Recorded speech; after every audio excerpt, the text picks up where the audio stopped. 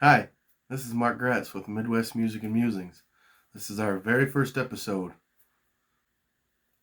On Friday, October 30th, I went to Martinsville, Indiana, to the Main Street stage at Tom Fiddlery. Performing that night were Steve Hickman and Billy Don Burns. While there, I got some interviews from both artists, as well as some footage from the show. Put that together in this episode. I hope you enjoy. If you weren't there, you missed a heck of a show, but at least you'll get a little taste of what you missed here. Well, I don't always need a band of brothers watching over my six. All my friends are lone wolves too. Yeah, they find peace in loneliness. I'll never kill for fun, just necessity. 'Cause I'll be my primal urge before a bullet puts an end to me.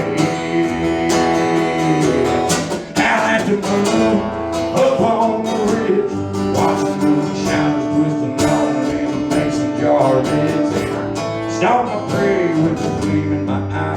It's hard to be hunted, only way to survive. Don't play by past rules, baby.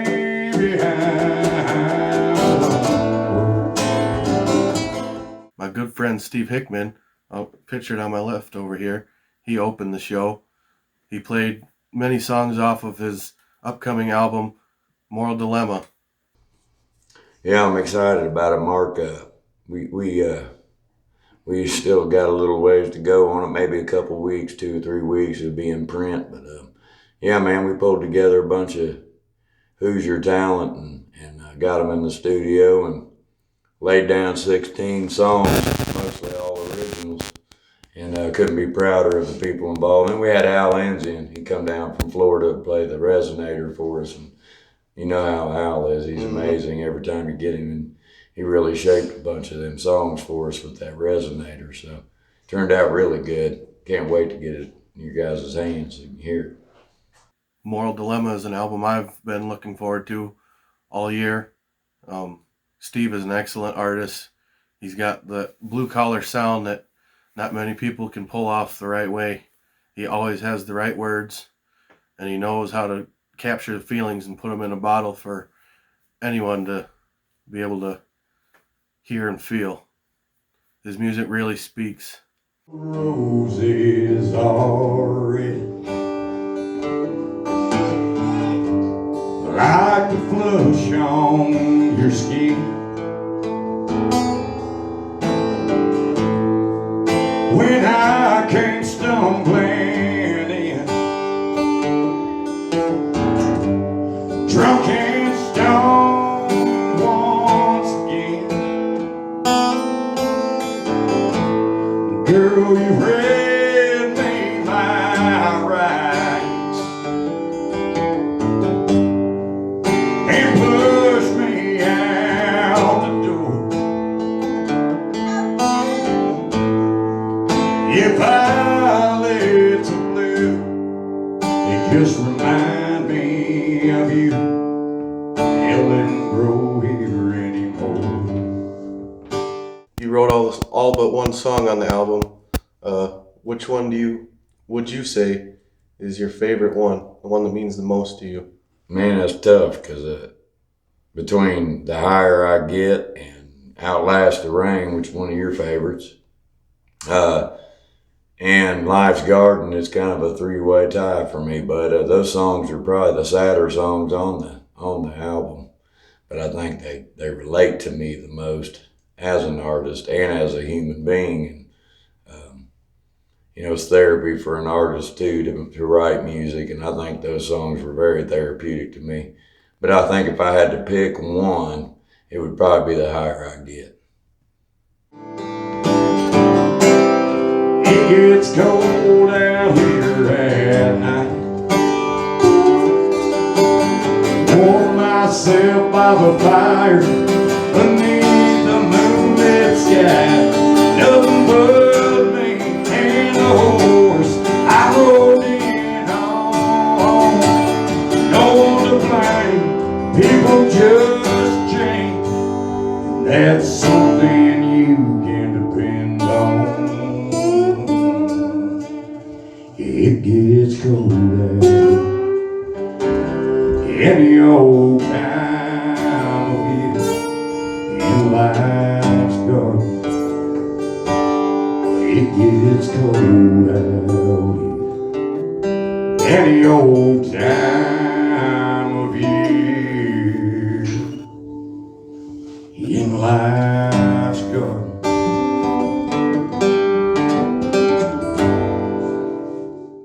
Steve's last song of the night was The Real Ones, a song that he co-wrote with Jeb Brown, dedicated to the warrior poet Billy Don Burns, who would take the stage right after Steve performed this song. He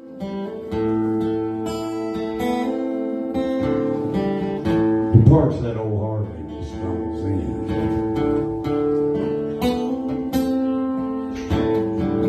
Pours up a glass of bourbon, grabs his pad and his pen. He played tonight in Sturgis. Tomorrow night another town, another show. A hero in the honky tonks, all down the coast.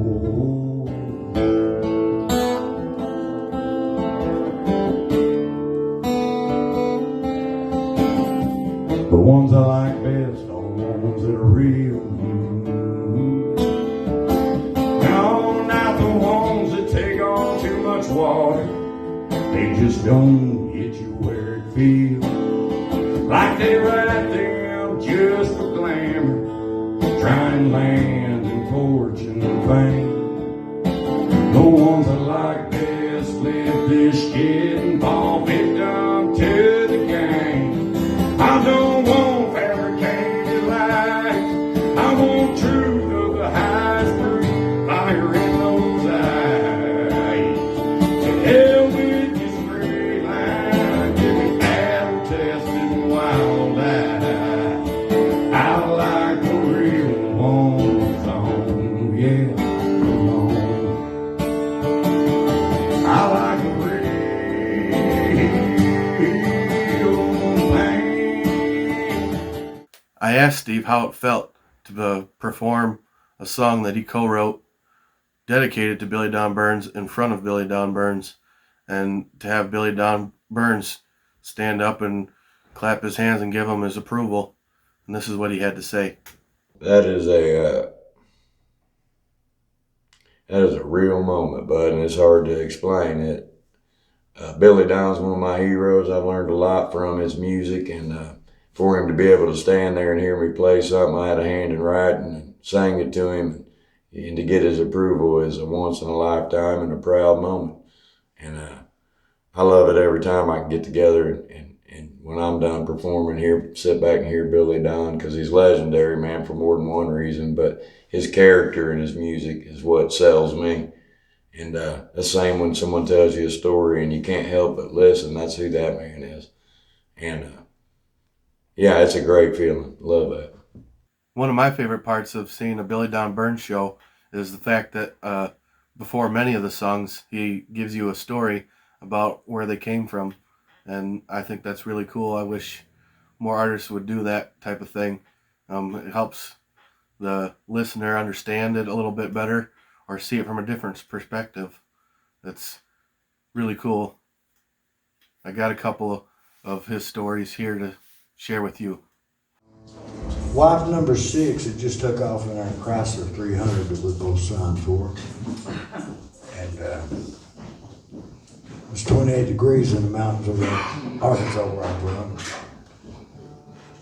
And Shooter Jennings called and said, "Man, get out of here."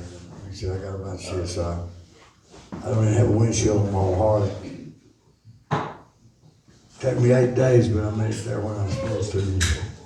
Get me on a show with Billy Ray Cyrus in Hollywood on Sunday, and I made it for the show. Didn't look too well. Looked like a dirty motorcycle. But Shooter asked me if I knew Graham Parsons, and I said I didn't know him, but I remember the night he died, I was playing Hank at Opryland. He said, "Write a song about it." The room he OD'd in and cut it out. We did. It was hot and dry that September night, 1973. He was 2 hours east of LA in Joshua Tree. That's where Graham Parsons died. He's in some old motel room. Like some other greats before him, he checked out too soon. Back when Graham Parsons died, I was at Opryland. I'd play and hang. Before I can tell you more, I need a drink. Man, you know, a band of lawyers, the name of their band is Liars Trial. They're in Wisconsin. Did that song, I went up and toured with them. Turned out to be a good deal for me because now I can get a lawyer on the phone 24/7. Can't we, baby? We call them right now to the stage, you know, and it's a great thing. But they did this song.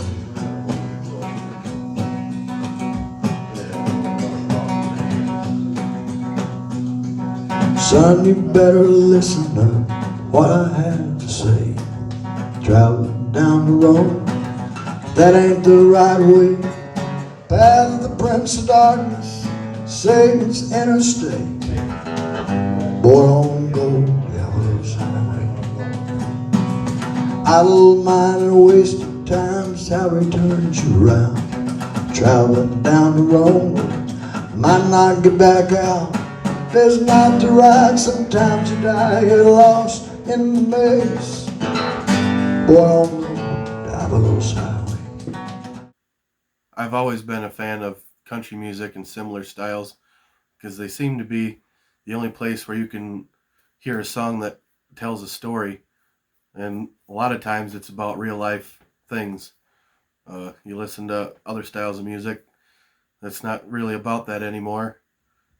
Anything really that you listen on the radio, it's the same recycled stuff. And a lot of people don't know that there's anything better out there because this is all they hear is what's on the radio. And part of the mission of this show is to help people get introduced to some of these artists that are out there who actually have meaningful lyrics and a good old country sound and just do it the way it's supposed to be done and don't sell out for the money and the fame and recycle the same old tunes and tracks and giving good music to the world.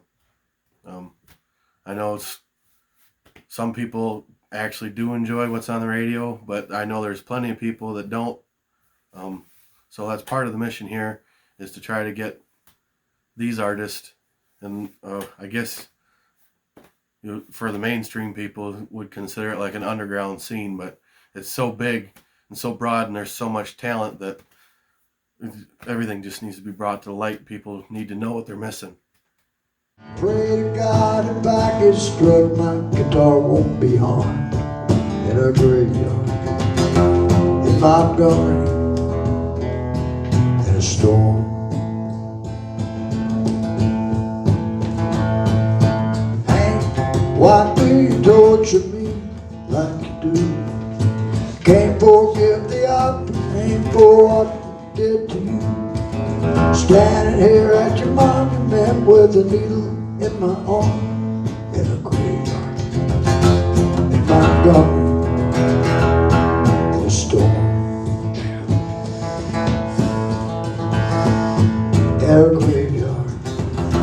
If I'm gone in a storm. I did get the chance to speak with Billy Don Burns, my first ever interview, and man, it was intimidating. Overcoming my social anxiety and awkwardness and having the first interview I've ever done be with a legendary artist like Billy Don Burns. He's seen and done just about everything there is to do in the music industry, and to say I was nervous was a severe understatement. But anyway, this is what some of the things that we got. Sitting here with legendary Billy Don Burns. We're here in Martinsville, Indiana, after a show with Billy Don and Steve Hickman. I asked Billy Don Burns what it's like to be able to travel the country and share his music with people from all over. And this is what he had to say. Well, brother, it's been really good. Has it been easy? Hell no, it ain't been easy, but I've had a good life. It's my 50th year playing honky tonks, and never really graduated out of them, but it's been good. And I have traveled from Tokyo to Paris, which is interesting. You know, all the music's pretty international. You know, and it's good. You know, and you get a feel of I got a feel of just about all the states, really. I mean, I've played Alaska a few times. I used to play Honolulu quite a bit, and the other 48 too. So I've pretty well been all over them. It's kind of neat, you know. Mm-hmm. After 50 years of touring and playing music all across the world, I asked Billy Don Burns what modern artists he thinks are capable of carrying the torch, and this is what he had to say. Well, I tell you, I was, you know, I've toured a little bit with Coulter and Cody and Shooter Jennings, and guys like that they're solid, and they'll carry it on good. And I'm sure there's others you never heard of, but there's always going to be guys like us that come along that the music means everything to them. And I started Midwest Music and Musings as a way to help get lesser known artists the publicity, the listeners, the fan base, everything they need to grow, because so many of these artists are so good, and the world just needs to hear them. And I just want to do my part to be able to help make that happen for them, because they all deserve it. I asked Billy Don Burns if he had any details he could share about the new project that he's been working on with Josh Morningstar called Brothers of the Music, and this is what he said. I'm glad you brought that up, because you know that supposed to be out by or before Thanksgiving. It's called Brothers of the Music, and Ralph had some guy draw a picture, and one side of the album's got kind of headlines me, and it says Brothers of the Music, Billy Don Burns with Josh Morningstar. A few of the songs I did, and then you turn the album over, and it's the same thing with Josh, headlining it like, and it was Ralph Miller's idea that owns Russ, you know, because we just went in the studio and talked about songs and just talking and singing both, and like I said, Ralph made the album look like a 1950s album. It looks pretty cool. I'm excited about it. When asked about the type of crowd Billy Don Burns likes to perform for, this is what he had to say. Well, I appreciate people that have a passion for music, so you're my kind of people. If you're watching this interview, you're my kind of people, and I appreciate you. If we didn't have people that had a passion for it, we wouldn't have a job, you know, so my kind of people. And, you know, we didn't have a big crowd, but this was a great crowd. When you got a crowd like this, you cannot complain, because one reason people are here to see you, and they're here to listen. And to me, this is a great night. We'll probably make a lot of money. Some nights you do, some nights you don't. But I'll remember it as being a great gig because it was listeners, you know. Mm-hmm. Artist Taylor Hernly was also in attendance at the show. He was there to support his fellow musicians as well as just being a fan.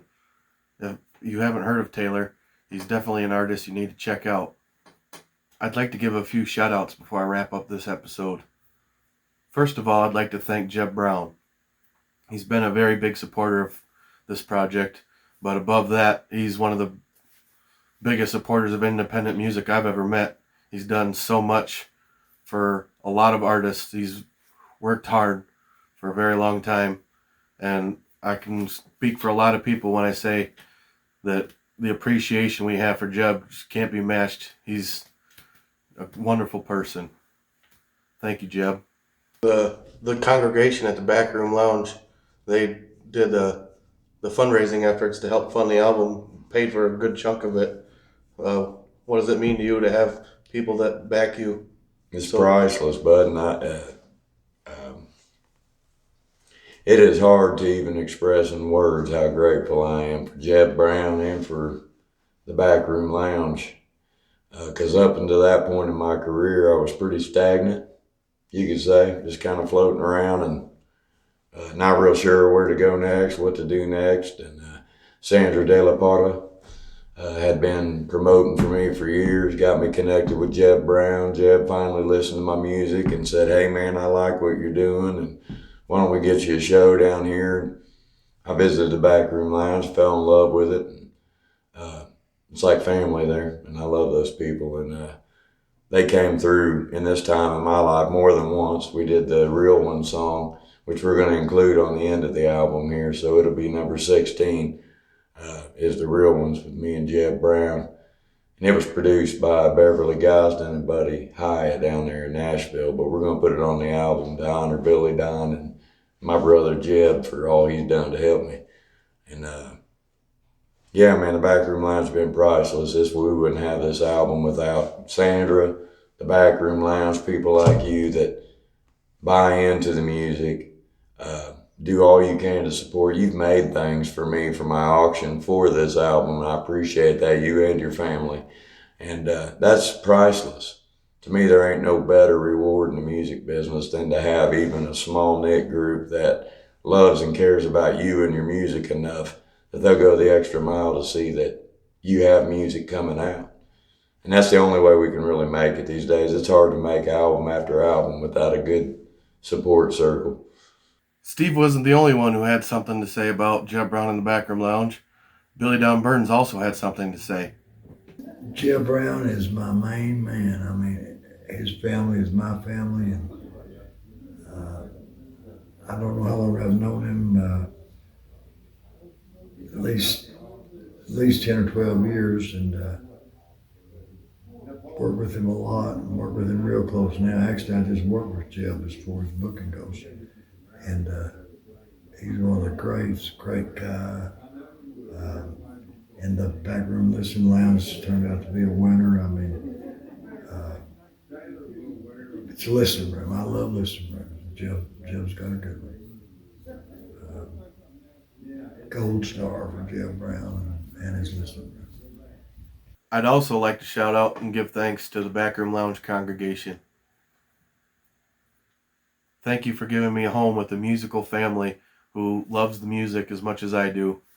You guys are awesome people, and everything you do for the artists and your fellow congregation members, just wonderful, beautiful human beings. Of course, I'd like to thank all the artists that are a part of my life, whether it be just through me listening to their music or ones that I've actually formed friendships with. I hope to see many new faces be a part of this show, and I hope to help them all get the recognition they deserve. Without the musicians, this wouldn't even be a thing, so thank you all. I'd also like to thank Kyle Hickman from AV Design and Apparel. He's the one who created the logo for Midwest Music and Musings. It's an awesome job. Thank you so much. And also, special thanks to Justin Nolenberg for coming up with the intro theme. Sounds really good, brother. Thank you. I'd also like to thank my wife, Hillary, for being so supportive of all of this. I know there's a lot of travel involved, time away from home, a lot of focus on music, playing music around the house all the time and everything. She's also helping me with some of the technical aspects of this, and I wouldn't be able to do this without her either, and I really appreciate her. So thank you, Hillary. I love you.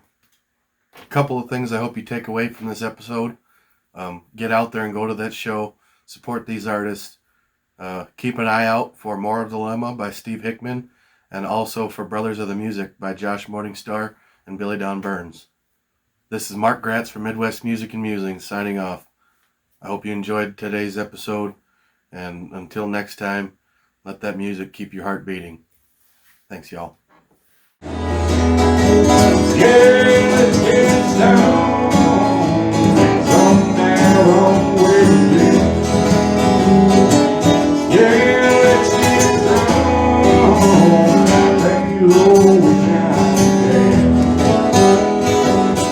My friend said, stop it playing. You know that ain't no good for you, but it's what I do.